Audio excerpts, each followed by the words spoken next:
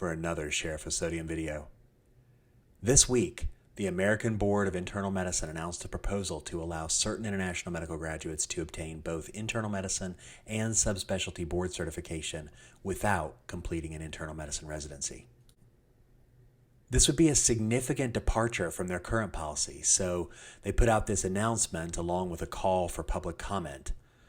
And noting this, I dutifully pulled out the microphone from my desk drawer to answer this call and offer my comment on this proposal so that you can understand what the motive behind this pilot really is and who the winners and losers will really be, and then maybe decide for yourself whether this is the path we want to go down. But let me start here with the ABIM's explanation for why they want to do this. And if you're interested in hearing this straight from them, they do have a YouTube video from whence these screenshots came, and I'll link to that in the notes below. But very briefly, the problem they want to solve is this. For most people, getting board certified is very simple. You do your residency in the United States, you're board eligible, you take the test, you pass, and there you have it. But if you're an international medical graduate, and you don't just graduate medical school in another country, you also do your residency in another country, well then you don't have a way of becoming ABIM board certified, even if you do your fellowship in the United States at an ACGME accredited program. Once you finish your fellowship, you might be able to practice in that specialty area, but you still won't be eligible to be board certified in the specialty that you trained in the United States. And that's because in order to be eligible to take an ABIM subspecialty board exam, you have to first take and pass the ABIM General Internal Medicine exam. But the ABIM has always held that unless you complete an ACGME accredited internal medicine residency in the United States, you are not eligible to take the General Internal Medicine exam. And if you can't take the general boards, you can't take the specialty boards, which is why the ABIM put a little no sign on the graphic here. So what the ABM would like to do is change their rules, but they'd like your blessing for it first. So what the pilot proposes is that they would allow international medical graduates who don't complete a U.S. residency, but do complete a U.S. fellowship, to then be eligible to take the General Internal Medicine exam, and if they pass that, then they could take their specialty exam. Now, who could possibly disagree with that? I mean, it sounds perfectly logical, right? I mean, actually, when the ABIM is making their case for this and inviting your public comment, they want you to know that actually 63.7% of program directors support it. So, I mean, why would you stand against them? Well, I guess, why don't we just go ahead and get on into it then, and let me break it down for you, winners and losers style. Our first winner, exceptionally qualified international medical graduates. Now, unless you are an exceptionally qualified IMG, or unless you follow this stuff kind of closely, you can be forgiven if you were surprised a minute ago when I said that an IMG could actually do their residency in another country and then match straight into a fellowship program in the United States. But this is allowed, and it happens every year. The type of doctor who does this is typically one who has some real-world experience under their belt. Sometimes they're a faculty member at an overseas medical school. Often they have extensive practice experience in the very subspecialty that they come to the United States to train in. But either because they simply want extra training or because they want to practice in the United States when they're done, but they don't want to have to repeat a grueling categorical residency, they go straight into fellowship. And many fellowship programs love to snap up applicants like this. So the ACGME actually has a policy and a technical definition for the kind of exceptionally qualified IMG who is allowed to bypass residency training. That policy is what I'm showing you here, which basically states that you have to have completed a residency program and demonstrated clinical excellence during your training. But notice the ACGME policy explicitly states that applicants for these positions must be informed of the fact that their training may not lead to board certification. Of course, you don't have to have ABIM certification to practice. I mean, some doctors aren't board certified, but if you want to practice at a big name hospital, or if you want to be paid by certain insurers, or if you want to supervise residents, or even if you just want to have lower malpractice insurance rates, then yeah, you do. So now, Exceptionally qualified IMGs will have a pathway to get board certified, as shown by the ABIM's little blue arrow leading from their fellowship straight to the general internal medicine exam. Although, come to think of it, if we're going to change the rules for exam eligibility and all, why couldn't we just move that little blue arrow to go straight from the fellowship to the specialty board exam and just let people have certification in the area in which they've received US-based training? I don't know. I might need to think on that for a moment and get back to you. In the meantime, let me move on to the next winner, the American Board of Internal Medicine. The ABIM is an esteemed and stately organization whose mission is to enhance the quality of healthcare by certifying internists and subspecialists who demonstrate the knowledge, skills, and attitudes essential for excellent patient care. The ABIM is also a business that has only two products to sell, certification and maintenance of certification. And as any good business person knows, the more customers you have, the better. But hearing this proposal, you might be wondering, yeah, sure, they might get some extra customers, but how many people does this really impact? It could be that many, right? How many exceptionally qualified IMGs are out there? And if you wondered that, don't you worry. The ABIM, savvy business people that they are, they went ahead and crunched those numbers for us. Here's another screenshot from their YouTube video, which shows the number of exceptionally qualified IMGs that might become board eligible with this proposal. From 2015 to 2023, that number is at least 3,693. And there could be more, but that's how many they know of. So that's a little more than around 400 a year. Doesn't sound like much, does it? Well, let me show you some other numbers from the ABIM. This is a screenshot from the ABIM website showing their current fees. The General Internal Medicine Certification Exam costs $1,430. Most specialty exams cost $2,325, but cardiology actually costs $2,480, and advanced fellowships like interventional cardiology or transplant hepatology cost $2,995. So all of these fellowship-trained, exceptionally qualified IMGs are going to be buying at least 2, if not 3 of these. So what does that mean for the ABIM's bottom line? If all 3,693 of these exceptionally qualified folks took both their general and specialty exams and passed them on the first try, it would generate $14,842,380. That's a nice chunk of change for anyone, but let me put that in perspective for the ABIM in particular. For the 2022-2023 fiscal year, the ABIM had total revenues of around $90 million. In other words, just making this relatively small group board eligible would be worth around 16% of their recent annual revenue. So actually, come to think of it, it just occurred to me why the ABIM's proposed solution was not to simply allow IMGs to sit for the subspecialty exam in the subspecialty in which they actually did a fellowship. Because if you were to allow this group to bypass the general internal medicine exam, this figure would go down by almost $5.3 million. Of course, you don't just pay the ABIM to take the exams once. Naturally, you have to keep paying them a little bit every year to maintain your certification. In that sense, it's exactly like what we all do with the degree we got from our college or medical school, where, we all pay a couple $100 every year to ensure that the school says that our degree is still valid, right? All right, actually, I guess it's not like that at all. But anyhow, these days, you can get continuing certification in internal medicine for the low cost of just $220 a year for your first certificate and just $120 a year for each additional certificate. So if we assume that these 3,693 exceptionally qualified physicians choose to maintain all of their certificates, because why wouldn't they? That would result in another $1.3 million a year for the ABIM. And again, these are just figures for IMGs who have already trained. What about future years? Well, that brings me to my next winner, unpopular fellowship programs. Here's some data from last year's fellowship match. Many internal medicine specialties are quite popular. They have no trouble at all filling their positions. Cardiology, GI, Allergy immunology, hem-onc, rheumatology, endocrinology, all of them fill well over 90% of their positions in the match, and many of the spots that don't initially get filled in the match, they're going to get snatched up soon thereafter. But then, on the other end of the spectrum, infectious disease filled only 67% of their positions.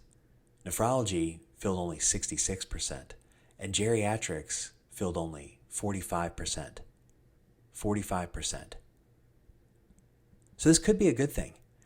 I mean, there's real worry in some of these unpopular specialties that they're going to be facing a true workforce crisis in the future because it's become so difficult to recruit doctors into those fellowships. And by recruit, what I mean is sell U.S. residency graduates on the idea that it's a favorable value proposition to spend a few extra years in training to get a job that doesn't actually make any more money or have any better hours than if they just quit training after residency and practice as a general internist. But consider that value proposition from the perspective of an exceptionally qualified international medical graduate. Now, they could, if they wanted, spend thousands of dollars applying to hundreds of internal medicine residency programs, hoping that one will give them the opportunity to work 80 hours a week for 3 years so that they can become board eligible in general internal medicine. Or they could apply for one of the 55% of geriatric medicine fellowship positions that go unfilled. And they could then do that fellowship for 1 year and then become eligible in both general internal medicine and geriatrics and practice in both or either with all the advantages that ABIM certification confers. Now, which would you choose? I know what I'd choose, but while you're thinking it over, I'd just like to point out that even now, exceptionally qualified IMG geriatricians make up the largest portion of the group of physicians that would become board eligible under this new proposal. And again, the numbers that I was showing you here, these are numbers from a world in which these folks are explicitly told that they will not be board eligible. So what do you think happens when you sweeten the deal by saying that's no longer true? I think many of these hard-to-fill fellowship positions will suddenly become a lot less hard to fill. And that's probably a good thing. I mean, at least it's a good thing right now, but it may not always be. And if you want to know why, you need to think about how heretofore the supply of unpopular fellowship positions has been constrained by the ability of programs to fill them. I mean, why, if you were a program director, why would you go through all the red tape to get a fellowship position accredited if you're not actually at the end of the day going to be able to fill it? I mean, that's a lot of work for no benefit. But as the demand for unpopular fellowships increases, over time it's reasonable to expect that the supply of those fellowship positions will also increase. And look, training more physicians is a good idea if you think society actually needs them. But beyond a certain threshold, and reasonable people can disagree about what that threshold is, society won't need them. And remember also that the incentives that determine whether you want to create or add a fellowship position, those incentives really have nothing whatsoever to do with whether society is going to need an N+1 physician trained in that specialty in 5 or 10 or 25 years. So that brings me to my next winner, which is the American Board of Internal Medicine again. Because, of course, as the supply of exceptionally qualified IMGs increases, the number of board-eligible physicians will increase well beyond what we've seen historically. And all those financial figures that I quoted to you a moment ago, all those numbers are going to grow. Next up, another winner, other ABMS boards. Because if the ABIM does push this through, I think the other specialty boards, they won't be far behind. I think there will very soon be pathways for exceptionally qualified IMGs to bypass residency training in pediatrics and surgery and psychiatry and neurology and so on. And obviously that means that exceptionally qualified IMGs who trained in those specialties rather than internal medicine, they'll get to be winners. And unpopular fellowship programs in those non-internal medicine specialties, they'll be winners too. So far, all I've told you about is winners. It's just winning all around. So why would anyone think that this is not just a swell proposal? And what's the catch? To answer that, I think you got to step back and you got to think about the role that board certifying organizations have in current medical practice and how that role was achieved and how it might be threatened by recent changes in medical training. So here's our first loser, Historical precedent. Have you ever wondered why we have residency training? I mean, why is it that you get to be called doctor after you finish medical school, but you're kind of sort of not really a doctor? I mean, why is that? Why do we have such an unusual and discontinuous system of training? It turns out, if you've listened to me in the past, the answer to that question is, more than anything else, it's the specialty boards. Like I said, I've talked about all this before, so I'm going to try to be brief, but if you want more detail, I'll link below to one of my previous videos on this topic. But the short version is this. If you go back to the 1800s, there were no specialty boards. There wasn't any need for such a thing. There was only one kind of doctor, and once you graduated medical school, you were that kind. But gradually, medical practice grew more specialized, and some physicians began to get residency training, and soon enough, physicians who had received extra training by doing a residency, who had acquired expertise in one area or another, well, they wanted a way to gatekeep other physicians from claiming that same expertise without going through the same training that they had. And the way that they did that was by creating specialty boards. And the way that the specialty boards chose to do the gatekeeping was very shrewd, and it changed the way that physicians would be trained in the United States forever. To become board certified has always required two things. You had to pass a specialty exam and demonstrate your expertise and mastery of that specialty, but as we've discussed, one does not simply take the board exam. You have to earn that right. The very first specialty board was ophthalmology, and ophthalmologists with a capital O, who had put in the blood, sweat, toil, and tears of taking up residence in the hospital and working there nonstop for years. Well, that kind of doctor, they didn't want to share company with a doctor who had simply learned everything there was to know about the eyeball by reading a textbook. I mean, even if that kind of person could get a higher score on the exam, they weren't allowed to take it. You weren't allowed to become a capital O ophthalmologist unless you put in your time. And as I said, the decision to link a graduate medical education service requirement to board eligibility in specialty practice, this decision did more than any other single decision to make residency training a requirement for medical practice in the United States. So why is the ABIM willing to reconsider that now? Now, I gave you one reason a couple minutes ago. I guess actually I gave you nearly 15 million of them. But honestly, I think this proposal isn't just about bringing exceptionally qualified IMGs into the stream of certification MOC. I actually think one of the goals of this policy change is to lay the groundwork for bringing in an entirely different group of IMGs into that same system. What I'm talking about is this. Over the past couple of years, multiple states have passed legislation that will allow international medical graduates to enter practice without residency training. Tennessee was the first to do this, and I broke down the winners and losers in their proposal right after they announced it a couple of years ago. And since then, a lot of other states have done this, and the proposals are all different, but what several of them do is allow international medical graduates to get a full medical license in that state after they've worked for a period of time with a provisional license at an academic medical center or a hospital that trains residents. Again, Tennessee's proposal was the very first, and that one only went live this summer, so exactly how all this is going to play out remains a little unclear. But there are certain administrative problems that get generated when you, with the stroke of a legislative pen, create a new way of licensing physicians that bypasses the traditional training pathway. And one of the biggest of those problems is with board certification because, as we've discussed ad nauseum, up until this point, a physician has had to complete an ACGME accredited residency program in order to become board eligible.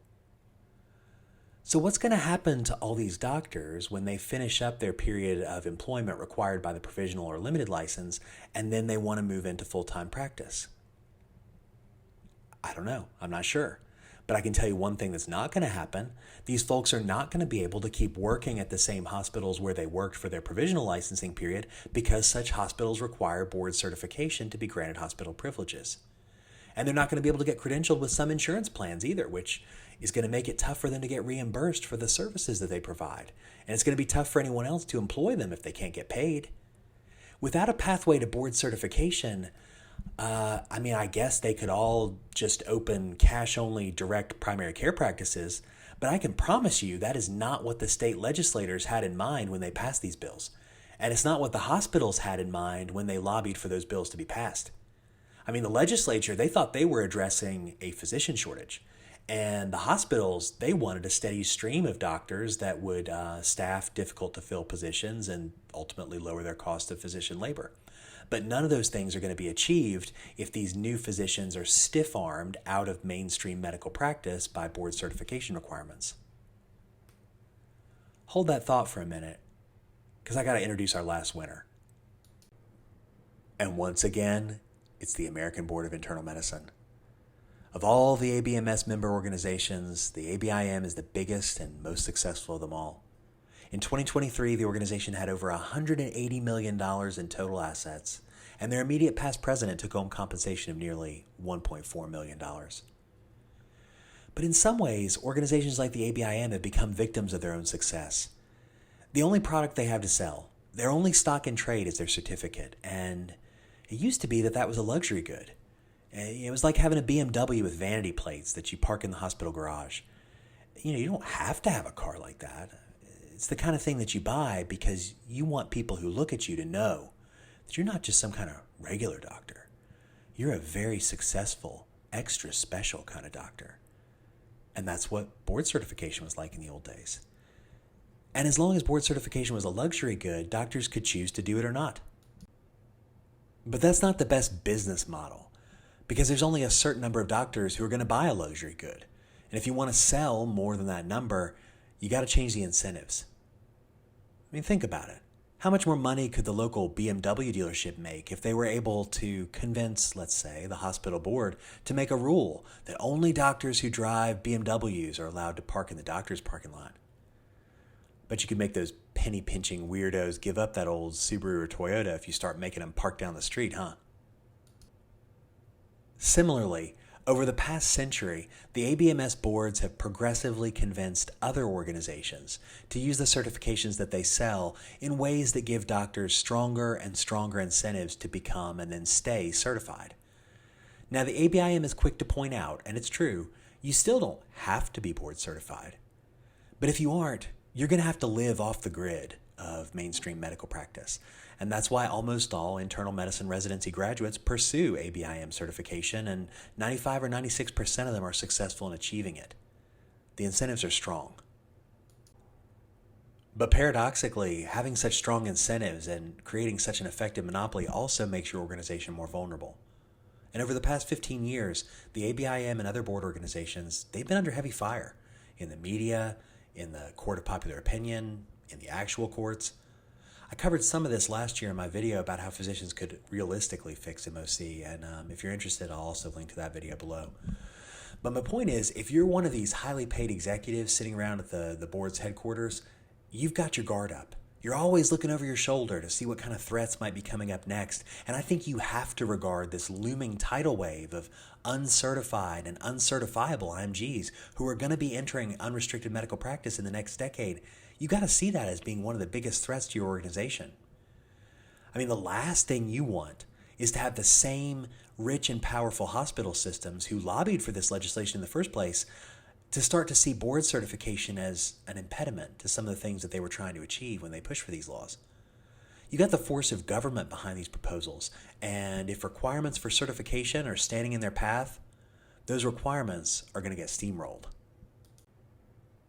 But every threat's also an opportunity, and the ABIM could neutralize this threat and ensure even more long-term success for their organization if they can find a way to bring IMGs who bypass residency into their certification and continuing certification systems.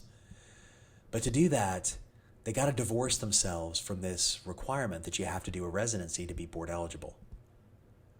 Now, if they wanted, they could just wait a few years until this issue comes to a head, until the market demands it, and then try to get people to buy into a proposal then to allow people who don't do residency to be board certified. But if you wait till then, it might be a bridge too far.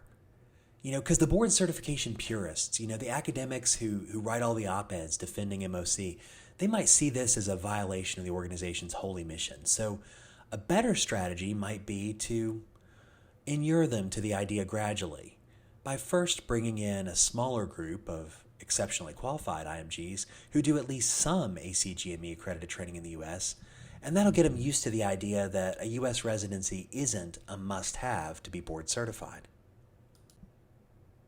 So that brings me nearly to the end of this. So I'm going to end not with a winner or a loser, but a push. And that's for patients and physician practice.